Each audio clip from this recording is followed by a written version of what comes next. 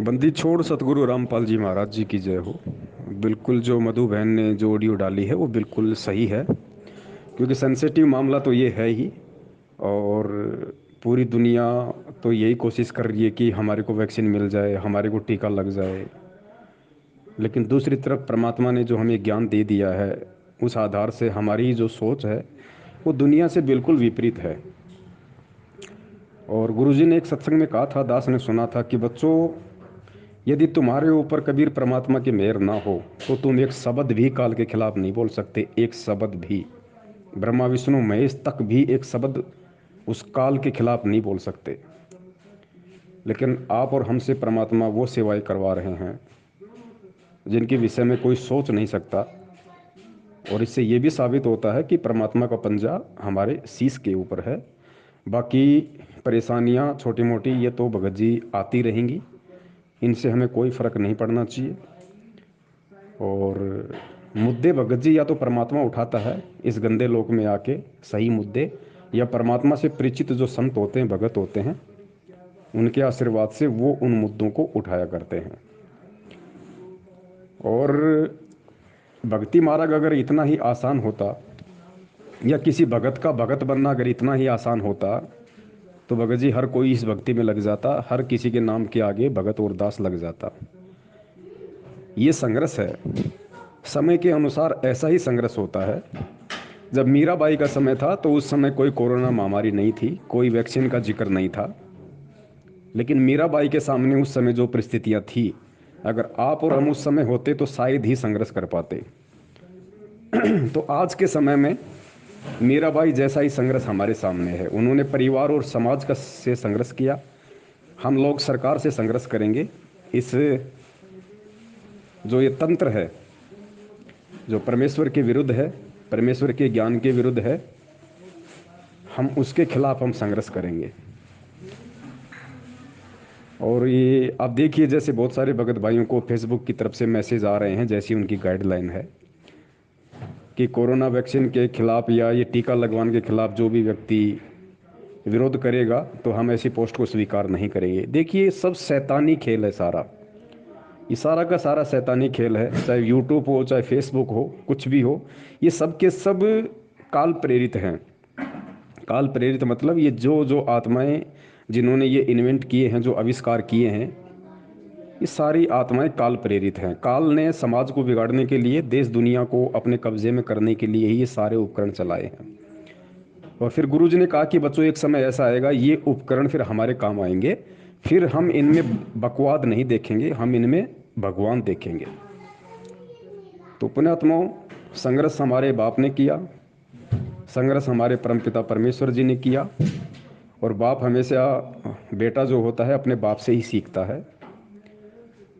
अब आज जिस प्रकार से वैक्सीन के खिलाफ बोलना एक गुनाह हो गया है, वो गुनाह ना तो सरकार को अच्छा लगता है, ना वो गुनाह फेसबुक को अच्छा लगता है, ना वो गुनाह यूट्यूब को अच्छा लगता है। ठीक इसी प्रकार हमारे परमपिता परमेश्वर जी, हमारे सतगुरुदेव जी ब्रह्मा विष्णु महेश के खिलाफ, अब उसको खिलाफ तो नहीं कह सकते क्योंकि शास्त्रों में सच्चाई कुछ और है, लेकिन दुनिया की नज़रों में ब्रह्मा विष्णु महेश, दुर्गा और काल के खिलाफ बोलना, उनको ये कहना कि इनके जन्म और मृत्यु होती है, ये अजर अमर नहीं है, ये पूर्ण परमात्मा नहीं है, ठीक वैसा ही है जैसा आज आप और हमसे परमात्मा इस वैक्सीन के खिलाफ करवा रहे हैं कि ये सही नहीं है, इससे इंसान ठीक नहीं हो सकता। क्योंकि अपने स्वास्थ्य को ठीक करने के लिए या अपनी सुरक्षा के लिए हम दूसरों की हत्या करें, दूसरे का हम निर्दयता से उसका मर्डर करें और फिर सोचें कि हमारी सुरक्षा हो जाएगी, 7 जन्म में नहीं हो सकती। तो जिस प्रकार से परमपिता परमेश्वर जी ने ब्रह्मा विष्णु महेश के खिलाफ जो जंग छेड़ी, भाई वो तो समर्थ हैं, उनका तो कोई बाल भी बाका नहीं कर सकता। लेकिन परमात्मा एक भगत की भूमिका में है, एक आम व्यक्ति की भूमिका में है। इसलिए परमात्मा भी ये दिखा रहे हैं कि देखो, इस लोक में सच के खिलाफ बोलना कितना बड़ा गुनाह है। लेकिन फिर भी हमें परमेश्वर का ज्ञान हो गया, हमें परमात्मा के विधान का पता चल गया। अगर बोलें तो हम सच ही बोलें, अन्यथा हम चुपचाप बैठ जाएं। अगर हम भगत हैं और हमें सच्चाई का पता चल गया है तो हम सच ही बोलें। और परमात्मा ने विदुर का उदाहरण दिया। अब जैसी विदुर की स्थिति उस समय दुर्योधन के सामने थी, ठीक ऐसी स्थिति आज के जो राजा हैं, जो मुख्यमंत्री हैं, जो प्रशासन है, उनके सामने आप और हम जैसे भक्तों की है। लेकिन विदुर ने सच कहा, और सच कहा तो उसको थप्पड़ लगा, उसको सजा मिली, उसको भरी सभा में उसको बेइज्जत किया गया और उसको मारा गया। लेकिन उसको परमात्मा के विधान का पता था कि अगर कोई चीज गलत है तो भगत का ये स्वभाव है, भगत का ये गुण है, ये लक्षण है, वो सच बात जरूर कहेगा ताकि वो परमात्मा की मार से बच जाए, ताकि वो परमात्मा की मार से बच जाए। यहाँ की मार तो बहुत छोटी है, कोई पुलिस की मार पड़ गई, कोई प्रशासन की मार पड़ गई, ये मार तो बहुत छोटी है उस परमपिता परमेश्वर की मार से।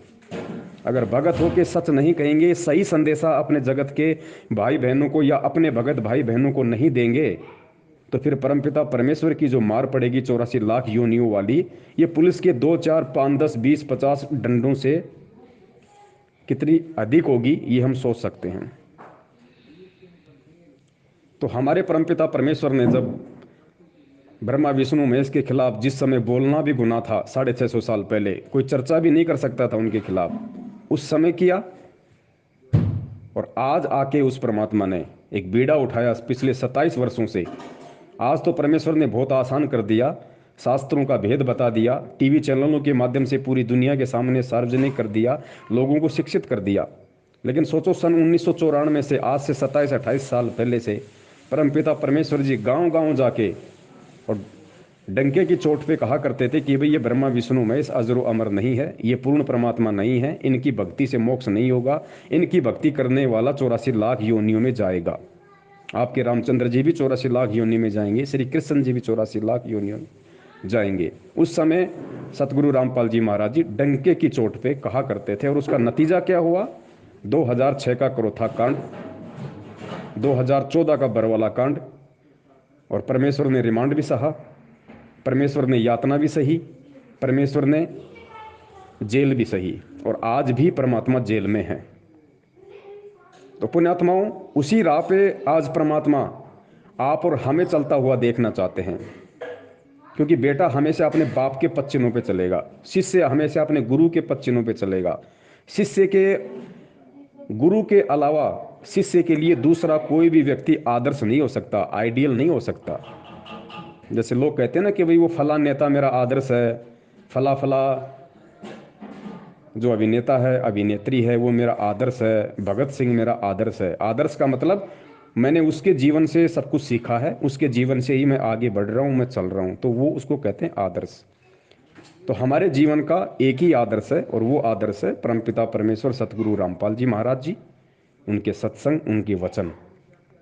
और इस आदर्श पे चलते हुए भाई अगर हमारे को वो कष्ट झेलना है तो हम उसको झेलेंगे।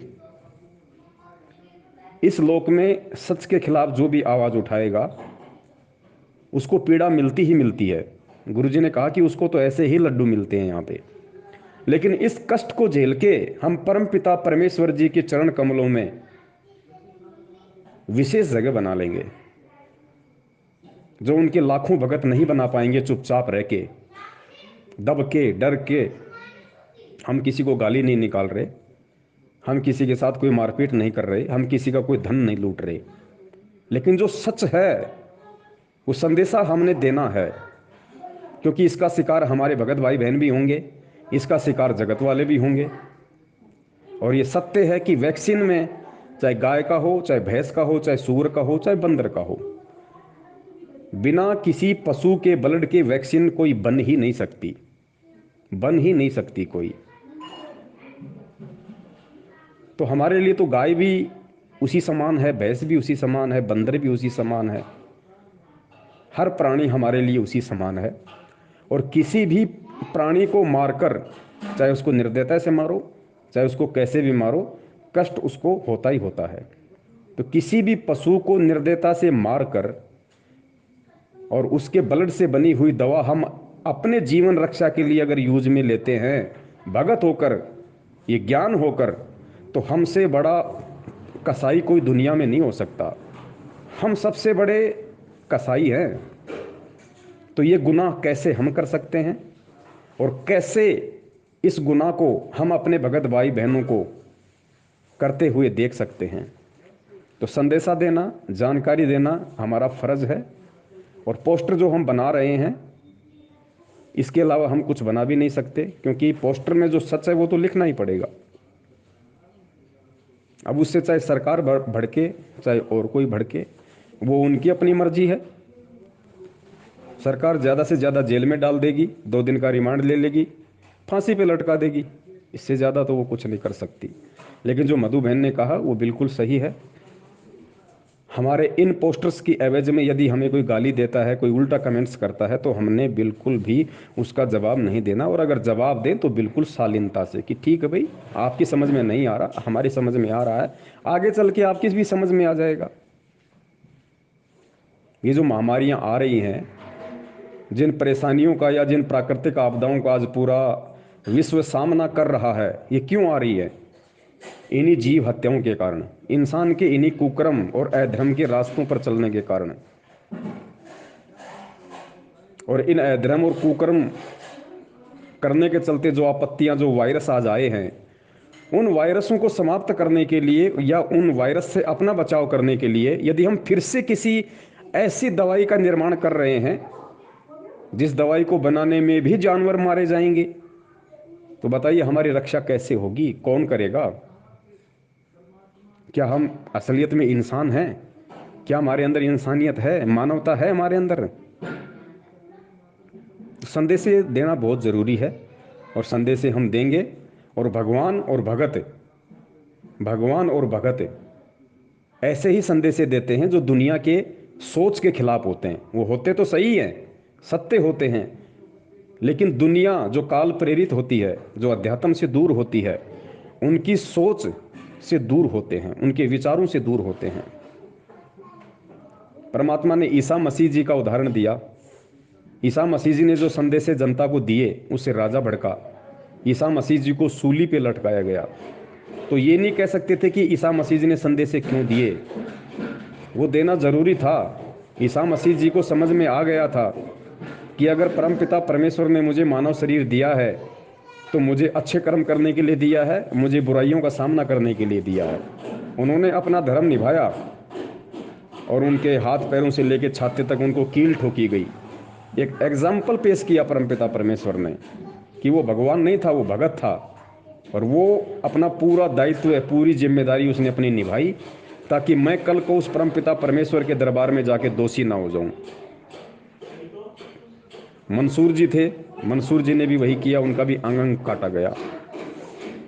लेकिन पुण्यात्माओं, एक चीज़ हमें ध्यान रखनी है, हम जो भी कुछ कर रहे हैं, हम अपने स्तर पे नहीं कर रहे, हम अपने लेवल पे नहीं कर रहे, हम अपनी स्वयं की जिम्मेदारी पे नहीं कर रहे, हम उस परमपिता परमेश्वर को आगे रख के कर रहे हैं, परमपिता परमेश्वर जी के आशीर्वाद से कर रहे हैं, हम सतगुरुदेव जी के ज्ञान आधार से कर रहे हैं। सतगुरुदेव जी को अपना एक अंतिम विकल्प समझ के, अपना रक्षक समझ के हम ये सब कुछ कर रहे हैं कि परमेश्वर उसके बाद चाहे गलत हो चाहे सही हो हमारे साथ, तो आपके आशीर्वाद से हम उसको भी सहन करेंगे। और मैं तो परमपिता परमेश्वर से यही निवेदन करता हूँ कि हे बंदी छोड़, आपने जो सेवा दास को दी है प्रेरणा करके, और इस सेवा को जो अन्य भगत भाई बहन समझ पाए हैं, तो मैं तो परमात्मा से यही निवेदन करता हूँ कि परमेश्वर यदि इस सेवा के बदले में, यदि दास के भाग्य में ऐसा कुछ है कि दास को जेल जाना पड़ेगा, तो परमात्मा बेशक दास को जेल हो जाए, उससे कोई टेंशन नहीं है। लेकिन परमात्मा रविवार तक दास बचा रहे, रविवार तक दास पे किसी प्रकार की कोई आपत्ति ना आए, दास के ऊपर किसी प्रकार का कोई एक्शन ना हो, ना ही दास का ग्रुप बंद हो, ना दास की आईडी बंद हो। इतनी दया आप जरूर करना, क्योंकि जिस संदेशे के लिए आपने निमित्त बनाया है, वो संदेशा एक बार भगत भाई बहनों तक पहुंच जाए।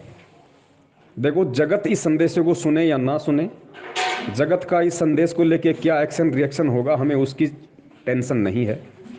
सबसे बड़ी चाहे टेंशन समझिए, वो केवल हमारे ही भगत भाई बहनों की है, जो परम पूज्य सतगुरु रामपाल जी महाराज जी की शरण में हैं, जो एकमात्र भगवान वर्तमान में इस पृथ्वी पे है। और अगर कोई अच्छी आत्माएं, कोई सच्ची आत्माएं यदि उनसे जुड़ी हुई हैं, जो मर्यादा में रह के भक्ति कर रही हैं, तो वो केवल उन्हीं के भगत हैं, उन्हीं के शिष्य हैं। तो काल का सबसे भयंकर दाव उन आत्माओं के ऊपर है जो गुरुदेव के भगत हैं, क्योंकि बाकी लोग तो काल की हद में हैं। उनका तो काल जैसे यूज करेगा वो करेगा, क्योंकि हर आदमी यही सोच रहा है कि मुझे टीका लग जाए, मुझे टीका लग जाए कोरोना से बचाव के लिए। वो ये नहीं देख रहा कि इसमें क्या क्या मिला हुआ है, इसमें हत्याएं मिली हुई हैं। अगर उसको मालूम भी है तो भी उसको टेंशन नहीं है, क्योंकि अभी उसको तत्व ज्ञान नहीं है। लेकिन जैसे ही हमारे किसी भगत भाई बहन को इस बात का मालूम पड़ता है कि वैक्सीन के अंदर इस तरह का जो है वो इंडिग्रेंट मिला हुआ है, तो हमारे भगत भाई बहन को ये टेंशन हो जाती है कि भाई फिर मैं इस चीज़ का यूज़ नहीं करूँगा, मैं फिर ये वैक्सीन नहीं लगवाऊँगा जिसमें पशुओं की हत्या का पाप मुझे लगे। जब मेरा रक्षक भगवान है, जब मेरा रक्षक परमपिता परमात्मा है, मेरा गुरुदेव है, तो मेरा कोरोना हो, चाहे कोरोना का बाप हो, चाहे आने वाली कोई और दूसरी एपिडेमिक हो, महामारी हो, मेरा फिर कौन क्या बिगाड़ देगा। अगर मैं समर्थ की शरण में हूँ तो, अगर मैं अपने गुरुदेव को समर्थ मानता हूँ तो, उन्हें परमात्मा मानता हूँ तो, फिर मेरा कौन क्या कुछ बिगाड़ देगा। वो फिर ये चीज़ें नहीं लगवाएगा, चाहे उसको कितना ही फोर्स क्यों ना किया जाए। और ज़बरदस्ती अगर लगा भी दिया जाएगा तो उस वैक्सीन का दोष उस भगत के ऊपर नहीं होगा, उस वैक्सीन का कोई भी साइड इफेक्ट उस भगत के ऊपर नहीं होगा, बशर्ते हमारे मन में उस इंजेक्शन को लगवाने का कोई इरादा नहीं होना चाहिए कि मैं इसको लगवाऊं। फिर बाकी आपके अंदर चाहे कोई चिप घुसा दे, चाहे आपको कोई इंजेक्शन लगा दे, चाहे आपको कोई वैक्सीन की बोतल पिला दे, वो दोष आपको नहीं है, आपके ऊपर उसका 1% भी असर नहीं होगा। यही भक्ति मार्ग है ये। तो दया करें परमपिता परमेश्वर, हम सभी सत्सेवक हैं, और सत्सेवक बहुत ही शालीनता से, बहुत ही विनम्रता से अपना संदेशा देंगे परमात्मा के संदेशवाहक बनकर, ऐसी दास को उम्मीद है। और जैसा मधु बहन ने बताया, बिल्कुल आपने उसको फॉलो करना है। बहुत ही आपने ठीक है, अब तक आपने जहाँ जहाँ भेजा है, तो जितनी मात्रा में भेजा है, अब उसको थोड़ा हिसाब से हमें भेजना है। एक ही दिन में ज़्यादा पोस्ट हमने हर जगह नहीं करनी है, हमारे पास में 5-6 दिन का टाइम है। दिन में 5-10 पोस्ट आप जी अलग अलग करते रहें।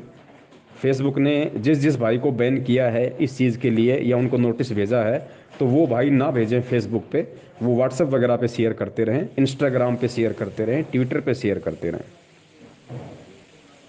बाकी सेवा तो सेवा है, जब तक परमेश्वर की दया है, उनकी मेहर है, हम इससे पीछे नहीं हट सकते भाई, नहीं हट सकते। क्योंकि आने वाले समय में ये इतिहास बनेगा कि जिस समय पूरी दुनिया कोरोना वैक्सीन लगवाने के लिए मर रही थी, वो तड़प रही थी कि हमारा कब नंबर आएगा, हमारा कब नंबर आएगा, उसी समय कुछ ऐसे इंसान भी इस पृथ्वी पे थे जो इसकी हकीकत को समझ के तत्व ज्ञान आधार से इसका विरोध कर रहे थे, लोगों को ना लगवाने की सलाह दे रहे थे।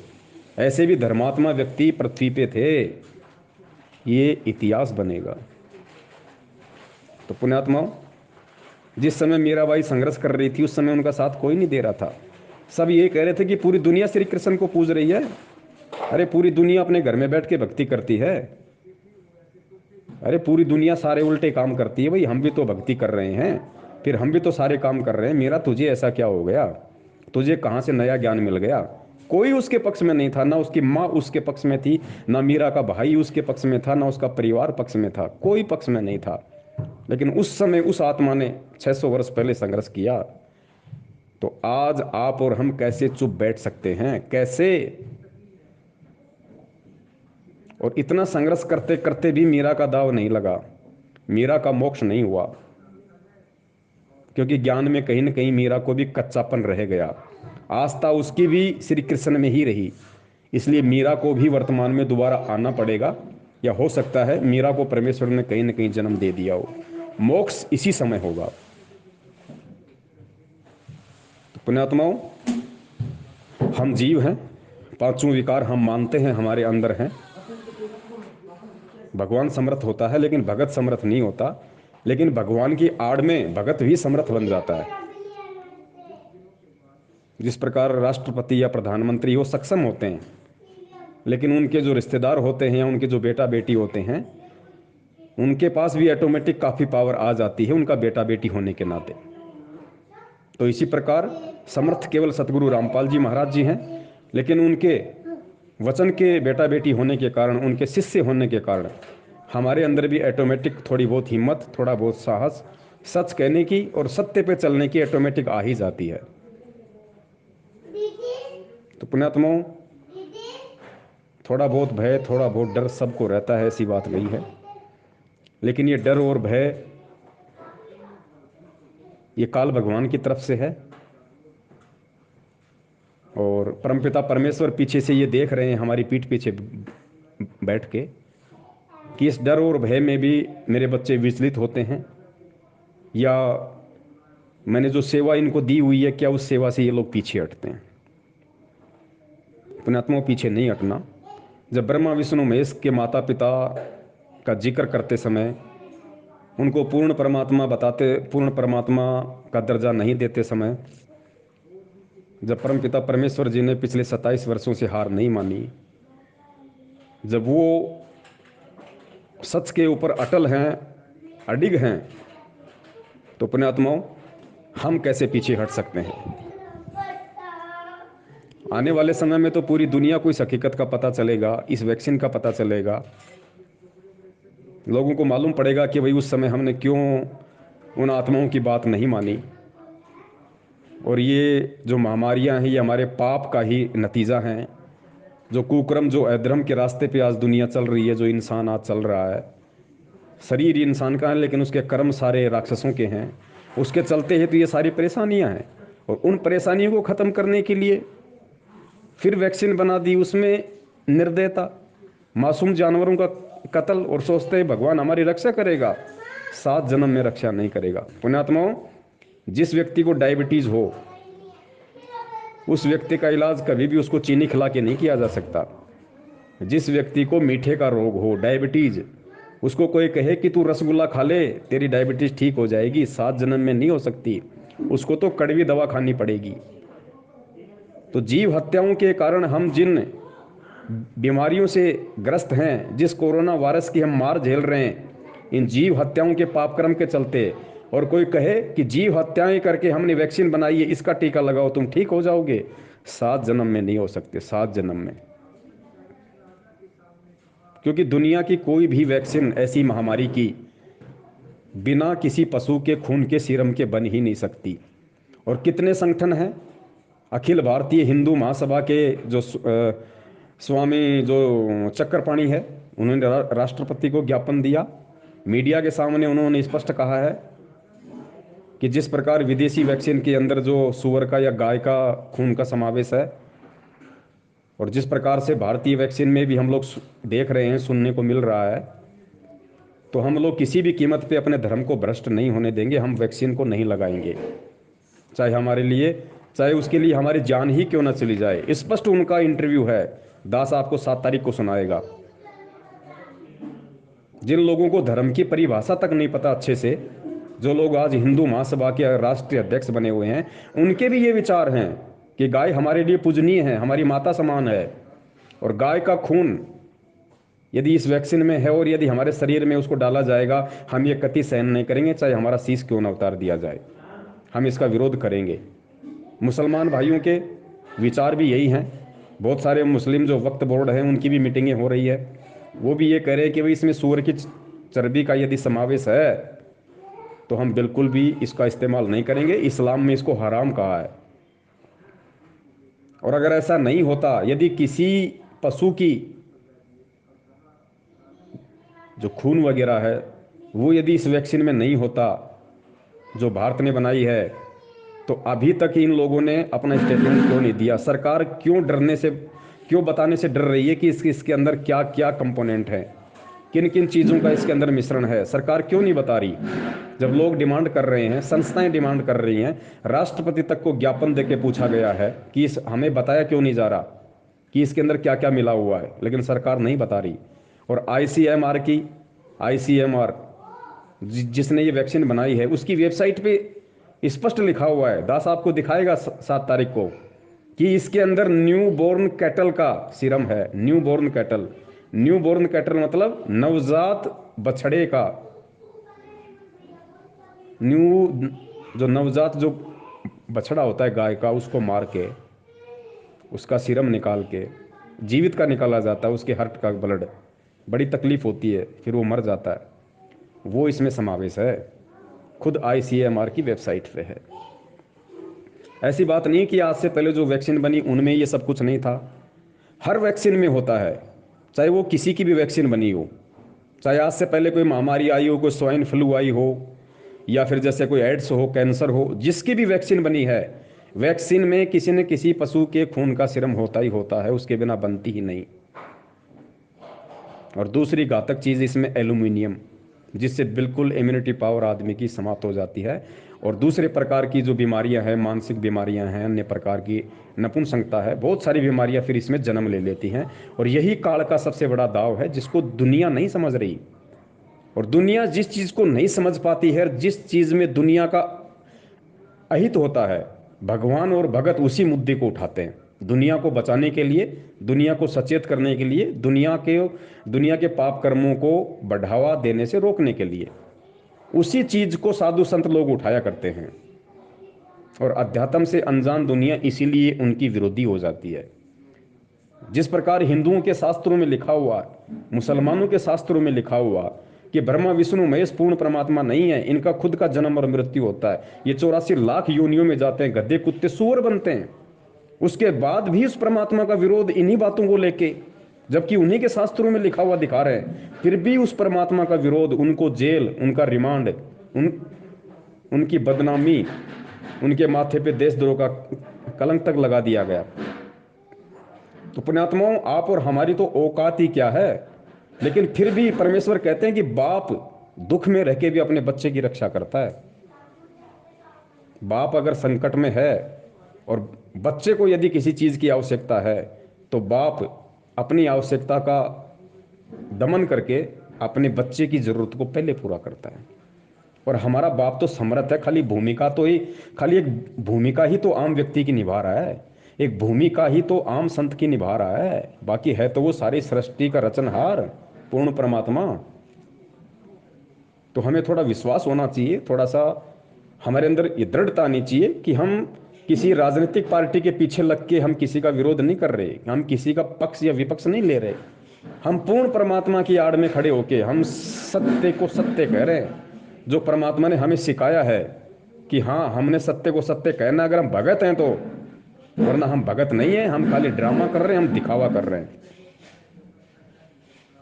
तो पुण्यात्माओं, हर स्थिति में हमने बिल्कुल सोच समझ के चलना है, सोच समझ के हमने हर कदम रखना है। और दास भी परमपिता परमेश्वर से प्रार्थना करता है कि परमात्मा, यदि किसी भी पोस्टर में यदि जाने अनजाने में कोई भड़काऊ भाषा का इस्तेमाल हो गया हो, तो परमेश्वर आप जी दया करना, उन चीज़ों को आप छुपाना, और परमेश्वर आगे से दास ध्यान रखे, ऐसी दास को आप सद्बुद्धि देना परमात्मा। और निवेदन करता हूँ परमात्मा, अगर दास के भाग्य में, आप तो कुछ भी कर सकते हैं परमात्मा, आप तो साहिब से सब होता है, बंदे से कुछ नहीं, वो राई को पर्वत कर दे, फिर पर्वत को राई। और परमात्मा, यदि 7 तारीख से पहले दास के भाग्य में अगर जेल है, तो मैं इतनी सी अर्ज करूंगा परमात्मा, इतनी सी आपसे विनती करूंगा कि उस चीज़ को आप 7 तारीख के बाद बढ़ा दे परमात्मा, केवल ये संदेशा दुनिया तक पहुंचाने के लिए। मैं ये नहीं कहता कि अगर मेरे भाग्य में है तो आप उसको काट दीजिए, मैं आप जी को नहीं कहूँगा इस चीज़ के लिए, मैं कहने का अधिकारी नहीं हूँ, और ना ही मैं इस चीज़ के लिए मैं आपसे जी से कोई प्रार्थना करूँगा परमात्मा। मैं सिर्फ यही कहूँगा कि परमेश्वर, जो मेरे हित में हो वो आप कीजिए, जो मेरे हित में है परमेश्वर, मुझसे पहले आपको उस चीज़ का पता है, तो जो मेरे हित में हो परमेश्वर, क्योंकि दास आप जी को समर्पित है, दास का शीश आप जी के चरणों में समर्पित है, दास की कोई सोच नहीं है, कोई विचार नहीं है, दास की तरफ से कोई प्रार्थना नहीं है, केवल एक ही प्रार्थना है, वो सबको पता है, भक्ति दान मोहि दीजियो देवन के देवा। परमात्मा, हाँ, दास मर्यादा में रहे, दास आपके भक्ति भाव में रहे, आप जी के प्रति ही पूरी तरह समर्पित रहे, इसके अलावा दास के दिलो दिमाग और हृदय में कोई दूसरा नहीं है परमात्मा, और ना होना चाहिए, बस इतना आप तैयार रखना। बाकी आप जी इस चीज़ के गवाह हैं, आप अंतर्यामी हैं। दास ने अगर आज तक आपसे अगर कभी भी किसी सांसारिक चीज़ की डिमांड की हो, तो कभी भी परमात्मा, जहाँ तक दास को याद आ रहा है, 2013 के बाद, नाम दीक्षा के बाद। दास ने अगर आपसे 50 गज के प्लाट की भी, परमेश्वर, दास का 8 मेंबर का परिवार है, किराए में रह रहा हूँ इतने वर्षों से, कभी कहाँ कभी कहाँ। हे परमेश्वर, इस दास में आप अंतर्यामी हैं। अगर 50 गज के प्लाट की भी अगर आपसे प्रार्थना की हो कि परमात्मा ये तो दास का बनवाई बनवा दो, जो सजा आप दोगे परमात्मा मंजूर है। कभी भी आपसे सांसारिक या भौतिक चीज़ों की कभी कोई इच्छा की नहीं परमेश्वर। हमेशा दास ने यही कहा कि जो मेरे हित में होगा परमेश्वर मुझे देगा, वो चाहे मुझे सुख में रखे चाहे मुझे दुख में रखे। मैं कभी भी भौतिक चीज़ मांगूंगा ही नहीं, अपने मन में भी इच्छा नहीं करूंगा कि ये चीज़ मुझे मिले। जो मेरे हित में होगी, जो मेरे लिए होगी, जो आवश्यक होगी, वो आपने बोल रखा है परमात्मा कि आप बच्चे नहीं हैं, आप अंतर्यामी हैं, आपको अंदर की बात का पता है कब मेरे बच्चे को किस चीज़ की आवश्यकता है। तो मैं क्यों मांगू जब मेरा बाप अंतर्यामी है। तो किस आगे कीजिए अरदास, वो सब किछ जानदा। एक पंजाबी भाई ने एक भजन गाया था, उदास ने सुना था कि किस आगे कीजिए अरदास, वो सब किछ जानदा। कि ये मूर्ख प्राणी, तू किसके आगे अरदास कर रहा है? अंतर्यामी के आगे, जो सब कुछ जानता है, उसके आगे तू प्रार्थना करके तू ये साबित करना चाहता है कि मेरा बाप अंतर्यामी नहीं है, उसको मालूम नहीं है। जब मैं उसको बताऊंगा तभी उसको मालूम पड़ेगा कि मुझे क्या चाहिए। नहीं, इस भक्ति मार्ग में इतना भी नहीं होना चाहिए। सांसारिक चीज़ों के लिए, अपनी अपनी बीमारी के लिए, अपने रोग के लिए, बच्चे प्राप्ति के लिए, धन के लिए, संपदा के लिए, कार के लिए, कोठी के लिए, सुखों के लिए, इस सत भक्ति मार्ग में अगर किसी ने परमपिता परमेश्वर से प्रार्थना की तो समझ लेना अभी वो बहुत ही कच्चा भगत है, उसको ज्ञान नहीं। अभी प्रार्थना केवल भक्ति की होनी चाहिए, मर्यादाओं की होनी चाहिए, भाव की होनी चाहिए, श्रद्धा की होनी चाहिए, लगन की होनी चाहिए। गुरुजी ने कहा कि भक्ति दान मोहि दीजियो देवन के देवा हो। परमेश्वर और क्या मांगू यहाँ पे? क्या मांगू कुछ स्थिर ना रहाई, देखत नैन चला सब जग जाई। 1 लाख पूत 1.25 लाख नाती, उस रावण के दीवा न बाती। ऐसे ऐसे एग्जाम्पल हमें परमेश्वर ने दे दिए। मांगने को है क्या यहाँ पे इस गंदे लोक में? मोक्ष मांगो परमात्मा से, भक्ति मांगो परमात्मा से, कुछ मांगने को है ही नहीं इसके अलावा। और मांग लोगे तो मिल भी जाएगा, लेकिन क्या करोगे उसका? रावण ने मांगा था सोने की लंका, मिल गई, क्या ले गए साथ में? कहाँ गई?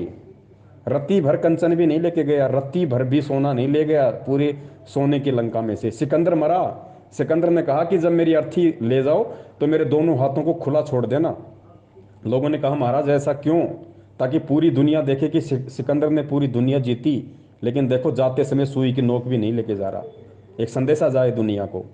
तो पुण्यात्माओं, हमें तो भगवान मिल गया, हमें तो ऐसे लोक में लेके जा रहा है जहाँ पे खजाना खजाना सब कुछ सोचते ही आपकी आंखों के सामने हाजिर, बोलने की भी जरूरत नहीं, सोचते ही आपके सामने प्रकट।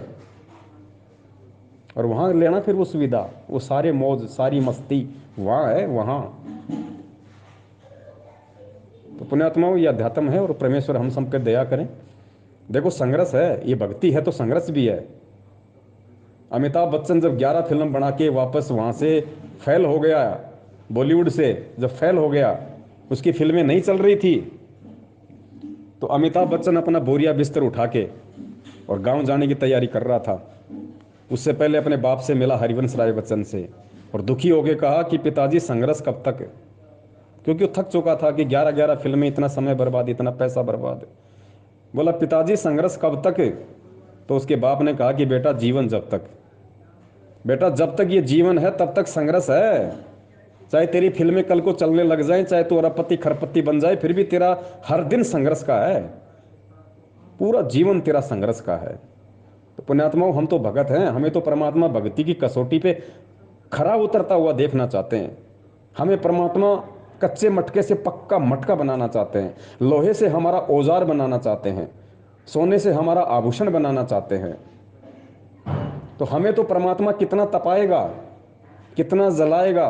परमेश्वर कहते हैं जलाऊं भी तपाऊं भी और चिमटे खाल उतारूं, कि जो मेरा भगत होगा उसको मैं परेशानियां दे दे के, संघर्ष करवा करवा के, कहते हैं जलाऊं भी तपाऊं भी और चिमटे खाल उतारूं, फिर भी ले जो नाम मेरा उसको पार उतारूं। फिर भी जो मेरे से ही जुड़ा रहेगा, मेरी ही ठोकर खा खा के जो मेरे ही चरणों में पड़ा रहेगा, मेरा ही कुत्ता बना रहेगा, फिर मैं उसके सर पे हाथ रखूंगा, फिर उसको पार करूंगा मैं। पुण्यात्मा, आप और हमारा सौभाग्य जो हमें भगवान मिला, और भगवान के बाद ये दास तो अपना सौभाग्य समझता है, ये पवन दास तो अपना सौभाग्य समझता है कि आज परमात्मा की अनुपस्थिति में मुझे अपने भगत भाई बहनों की साध संगति मिली, अपने भगत भाई बहनों से, सत्सेवकों से मुझे सीखने को मिलता है। उनकी संगति से मेरे अंदर दृढ़ता आती है, हिम्मत आती है। परमात्मा से रिंचक भर भी दूर ना होने की मुझे प्रेरणा मिलती है। साध संगति की दया मुझ पे परमात्मा ने बख्शी। ऐसे ऐसे भगत भाइयों का मुझे परमात्मा ने संग दिया जो दास को टूटने नहीं देते, दास को डिगने नहीं देते। हमें एक दूसरे का पूरक बनाया परमात्मा ने। तो पुण्यात्माओं, देखा जाए तो हमारी तो पांचों उंगली घी में है। और जिसका बाप संघर्ष करते करते खुद जेल में बैठा हो, वो बेटा बाहर कैसे सरकार की गुलामी कर लेगा, कैसे कैसे पाप कर्मों में खुद जा सकता है, कैसे अधर्म के रास्ते पे चल सकता है, कैसे ये वैक्सीन खुद लगवा सकता है, कैसे दूसरों को लगाने की सलाह दे सकता है, और कैसे चुपचाप बैठ के सारा मंजर देख सकता है। सत्य के लिए भगत को संघर्ष करना पड़ेगा, अगर भगत है तो, वरना चुपचाप तो बैठे रहो। परमात्मा तो जबरदस्ती नहीं कहेगा आपको। ये सेवाएं आज हमें परमात्मा दे रहे हैं, कल को दुनिया याद करेगी, कल परमेश्वर का राज होगा, कल परमेश्वर का शासन होगा। आज जितना संघर्ष आज परमात्मा हमसे करवा रहा है, कल को परमात्मा मौज भी हमारे को उतनी ही करवाएगा, हमारे को उतनी ही मौज करवाएगा जितना आज हमसे संघर्ष करवा रहा है। ये नियम है। लेकिन उस मौज से पहले परमात्मा हमारे को ज्ञान से इतना परिपूर्ण कर देगा कि फिर हम उस मौज में मस्ती नहीं देखेंगे, हम उस मौज में भी सेवा देखेंगे। सेवा, जिस प्रकार एक छोटा बच्चा होता है, गुड्डे गुडिया का खेल खेलता है, उसका बाप उसको 5 रुपए की कार ला देता है, वो उसी को समझता है कि बस यही सब कुछ है, उसी में आनंदित रहता है। फिर थोड़ा सा बड़ा होता है, फिर वो लोहे की कार पे आ जाता है जो 5-10 लाख रुपए की आती है। फिर वो उसी को असली वस्तु समझता है कि बस इसी में सुख है, कार मिल गई, सब कुछ मिल गया। और फिर जब उस बच्चे को तत्व ज्ञान हो जाता है तो उस कार से भी उसकी आस्था हट जाती है, जैसे आज आप और हमारी।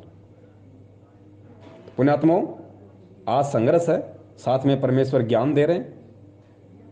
ये ज्ञान और संघर्ष एक दिन हमारे लिए मिसाल बन जाएगा, हमें इतना दृढ़ कर देगा, हमें इतना फौलादी बना देगा कि कोई तोड़ने से भी हमारे को नहीं तोड़ पाएगा। और वही आत्मा यहाँ से पार होगी, काल के सिर पे पैर रख के वही आत्मा जा पाएगी जो काल से ज्यादा बली होगी, जिसके पास में भक्ति, जिसके पास में शक्ति, जिसके पास में रिद्धि, जिसके पास में सिद्धि काल भगवान से ज्यादा होगी। उसी आत्मा को काल भगवान के सिर पे पैर रखने का अधिकार होगा, वरना कौन रख देगा काल के 21 ब्रह्मांड के स्वामी के सिर पे पैर।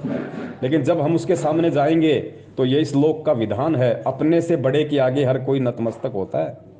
तो जैसे ही परमात्मा हमें वहां लेके जाएंगे 10वें द्वार पे जहाँ काल बैठा हुआ है, झांझड़ी द्वीप में, उस झांझड़ी द्वीप में जैसे ही हम जाएंगे तुरंत काल का शीश नीचा हो जाएगा और परमात्मा अपने भगत का पैर उसके सिर पे रखवाएगा, उसको भी अपनी औकात याद दिलाएगा और भगत को भी विश्वास दिलाएगा।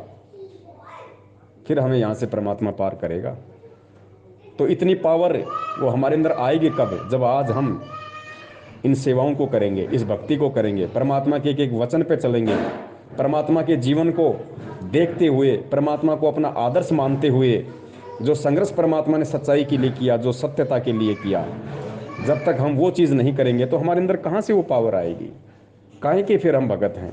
भगत तो सभी नाम धराते हैं, हनुमान जी के पुजारी भी अपने आप के आगे भगत लगाते हैं, ब्रह्मा विष्णु महेश के पुजारी भी भगत ही कहलाते हैं, और सतगुरु रामपाल जी महाराज जी के भगत भी भगत ही कहलाते हैं। लेकिन भगत भगत में कितना अंतर है ये तो आप और हम जान रहे हैं।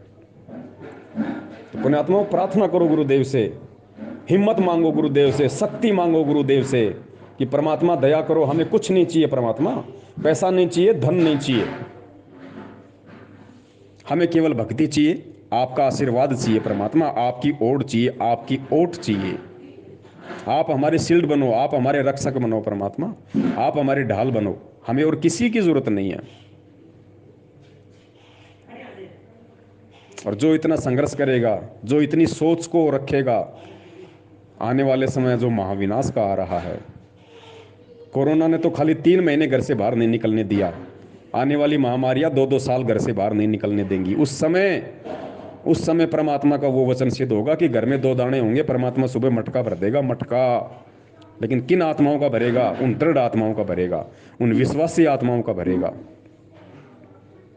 अभी दास किसी धर्मगुरु का छोटा सा वीडियो देख रहा था, किसी भाई ने ग्रुप में भेजा था। एक लेडीज है, वो कह रही है कि माँ बाप की अगर कोई हत्या कर दे वो भी इतना बड़ा पाप नहीं है। माँ बाप की हत्या को बहुत बड़ा पाप माना जाता है। जिन्होंने हमें जन्म दिया, जो हमारे प्रथम गुरु माना जाते हैं सांसारिक दृष्टि से, कहते हैं माँ बाप की भी अगर बेटा हत्या कर दे वो भी इतना बड़ा पाप नहीं है जितना बड़ा पाप कि कोई व्यक्ति, कोई भगत, कोई शिष्य अपने गुरु पे संदेह करे, अपने गुरु पे शक करे, वो सबसे बड़ा पाप है। माँ बाप की हत्या से भी बढ़ के महापाप है। तो पुण्यात्माओं, हमारा सौभाग्य, हाँ परमात्मा है भाई, परमात्मा है। सत्साहेब करो भक्तों को, सत साहेब। तो पुण्यात्माओं, दया परमपिता परमेश्वर जी की, जो हमें भगवान मिल गया, जिस सुप्रीम के लिए है? जिस कल्कि के लिए पूरी दुनिया चक्कर काट रही है। लोग इंतजार कर रहे हैं कि कल्कि आने वाला है, भगवान आने वाला है, सुप्रीम आने वाला है, प्रकट हो गया है, दुनिया के सामने आने वाला है। पुण्यात्मा, दुनिया तो इम्यूनाइजेशन कर रही है, वो तो कल्पना कर रही है, और हमारी आंखों के सामने परमात्मा, हमें परमात्मा ने अपनी पहचान करवा दी, हमें अपनी शरण में ले लिया। तो हमें कितनी उमंग होनी चाहिए, हमें कितनी खुशी होनी चाहिए, हमारे अंदर कितनी हिम्मत और जोश होना चाहिए कि जो सेवा दुनिया वाले उस परमात्मा को पहचान के आने वाले समय में सेवा करेंगे, वो सेवा परमात्मा ने बरसों पहले आप और हमारे को बख्श दी, हमारे को अपनी शरण में ले लिया। पुण्यात्मा, फिर हम किस चीज से हम डरें? हम किसी का गलत नहीं कर रहे, हम कोई सरकार को गिराने का इरादा नहीं रखते, हम किसी की बुराई करने का इरादा नहीं रखते। सच है, सच कहने का हमें अधिकार है, वरना ये मोबाइल यूज करने का हमारे को अधिकार नहीं है, ये सोशल मीडिया यूज करने को हमारे को अधिकार नहीं है। ये खाली फ्रेंड्स बना बना के इधर उधर की बातें करने के लिए नहीं दी है परमात्मा ने सोशल मीडिया, ये परमात्मा ने सत्य सेवाओं के लिए दी है, सच बताने के लिए दी है। और ये सच केवल या तो परमात्मा कह सकता है, या परमात्मा की ओट में उसका कोई भगत कह सकता, अगर वास्तव में भगत हो तो। पुण्यात्माओं, हमने इस मौके को चूकना नहीं है। कुछ भी हो जाए, बस मालिक के आसरे, परमात्मा के भरोसे। अरे ज्यादा से ज्यादा है क्या यहां पे? 2 दिन का रिमांड, 2 महीने की जेल। और अगर कल को मैं मोटरसाइकिल पे जा रहा हूं और अगर किसी कारण से अगर मेरा एक्सीडेंट हो गया, या मेरी गलती से गाड़ी रोड से नीचे उतर गई और वहां अगर मेरा पैर टूट गया, तो वो क्या? उसके बदले मुझे क्या मिला? कुछ नहीं मिला। मेरा समय बर्बाद हुआ, मेरा पैसा बर्बाद हुआ, मेरे शरीर का नुकसान हुआ।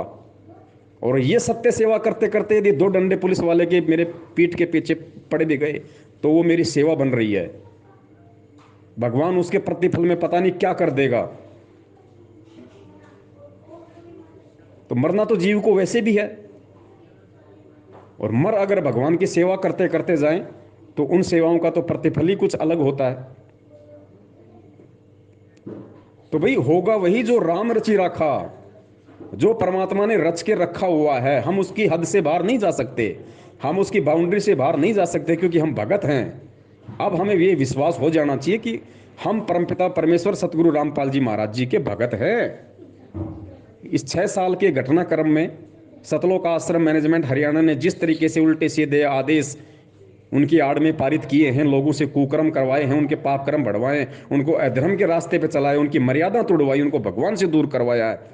और ऐसी स्थिति में परमात्मा ने कुछ एक भगत भाइयों को निमित्त बना के आपस में साध संगति के द्वारा, ज्ञान चर्चा के द्वारा एक दूसरे की हिम्मत बढ़ाई, सही और गलत का निर्णय करवाया, सत्य असत्य की जानकारी दिलवाई, और आज हम उनसे संघर्ष कर रहे हैं। आज परमात्मा ने उनसे भी संघर्ष करवाया। और 7 तारीख की वीडियो में आप देखना पुण्यात्मा, वहां की आपकी आंखें फटी रह जाएंगी। कि किस तरीके से काल भगवान ये षड्यंत्र कर रहा है, अपने ही भक्तों को निमित्त बना के परमात्मा का किस तरीके से मजाक बना रहा है। तो पुण्यात्मा सौभाग्य आप और हमारा, सेवाएं तो हमें करनी ही करनी है सतगुरु के आशीर्वाद से, साथ में सावधानी भी हमें रखनी है, क्योंकि सावधानी कायरता नहीं होती है, सावधानी हमें जरूर रखनी है, जैसा कि मधु बहन जी ने बताया। बाकी जेल जाने से, पुलिस की धमकियों से या पुलिस के डंडों से ये हमें नहीं डरना। कल को अगर किसी पड़ोसी ने किसी बात को लेकर अगर झूठा इल्ज़ाम लगा दिया कि ये मेरी औरत को छेड़ता है, पुलिस तो फिर भी आपको पीटेगी, पुलिस तो फिर भी आपको पीट देगी भैया, फिर आपकी कौन सी सेवा बन रही है। तो हम समर्थ की शरण में हैं, हमें ये नहीं भूलना चाहिए। समर्थ यहाँ की पुलिस नहीं, यहाँ के जो संचालक है, जो काल भगवान, उससे भी सुप्रीम पावरफुल है, और उसकी शरण में रह के जो हमारे साथ होगा वो अच्छा ही होगा, बुरा हो ही नहीं सकता। वो हमारे हित में होगा। हमें लगेगा, हमें लग सकता है कि ये क्या हो गया, लेकिन वो हमारे हित में है। आगे चल के हमें उस बात का पता चलेगा कि हाँ ये हमारे लिए। अब जैसे दास था, दास पहले मेरठ में था, जयपुर से बहुत अच्छा काम चल रहा था, बड़ी मुश्किल से काम धंधा सेट हुआ था, और मेरठ से जब दास वहाँ से उठा, हालांकि दास के मन में ये नहीं आया, लेकिन दास आपको एग्जाम्पल दे रहा है। अगर कोई और व्यक्ति हो, अच्छा खासा उसका काम जम गया हो, लाखों रुपया लोगों से उसने उधार लेके सामान लिया हो, दुकान लगाई हो, और ऐसी स्थिति में फिर वहाँ से उसका किसी बात को लेके उसका काम धंधा यदि बिखर जाए, तो उस आदमी को तो यही लगेगा कि भाई ये क्या हो गया मेरे साथ में, भगवान ने मेरी मदद क्यों नहीं की। लेकिन दास को ऐसा 1% भी नहीं हुआ, और दास वो दुकान का 1 लाख रुपए का सामान आज वहीं छोड़ के आ गया। 1.5 लाख का सामान आज मेरे 2-2 फ्रिज, मेरे काउंटर, मेरे लाइटिंग, मेरे बोर्ड, चेयर, कुर्सी, सब कुछ वहीं पड़े हैं उस दुकान में। उन्होंने लाने से मना कर दिया कि अगर सामान ले गए तो तेरा मर्डर कर दूंगा, मेरठ वालों ने कहा, ओमपाल जी ने। मैंने कहा ठीक है भाई, कोई बात नहीं, परमात्मा और देगा, हम तो उसके शरण में हैं। मैं तो घर का सामान भी छोड़ के आने के लिए था। भगतमती ने भी कह दिया, भगत जी कोई जरूरत नहीं, चलो परमपिता परमात्मा सब कुछ करेगा। लेकिन किसी ने कहा कि भैया ये मकान का सामान है, इसको लोग यूज में करेंगे, अपना ले जाओ। तो हम ले आए यहाँ पे, और आज परमात्मा ने देखो मेरठ से 10 गुना ज्यादा परमेश्वर ने यहाँ दिया, 10 गुना ज्यादा। मेरठ में 1 साल रह के अगर मैं 50,000 रुपये लोगों के उतार पाया, यहाँ परमात्मा ने 6 महीने में 4 लाख रुपए लोगों के उतरा दिए, 2 लाख रुपए मेरे घर का सामान दिलवा दिया परमात्मा ने। तो पुण्यात्माओं ये क्या, अगर मैं वहां पे शक कर लेता परमात्मा पे, तो मिलना तो आज मुझे था ही सब कुछ, फिर मैं जो शक मैंने किया था उसकी भरपाई मैं जिंदगी में नहीं कर पाता कभी। वो बात हमेशा मुझे खाती, मुझे चोट मारती रहती वो बात हमेशा, कि तूने नालायक अपने बाप के ऊपर शक कैसे कर लिया। तू भगत था और इस भक्ति में था, और भक्ति में रहने के कारण, सतगुरु की शरण में रहने के कारण, गुरु जी ने क्या कहा कि संत शरण में आए से आई टले बला, जय मस्तक में सूली हो व कांटे में टल जा। पता नहीं परमात्मा ने कितने बड़ी आपत्ति को जो मुझे मेरठ में आनी थी वो परमेश्वर ने टाल दी, थोड़ी सी समस्या देके, थोड़ी सी हल्की सी।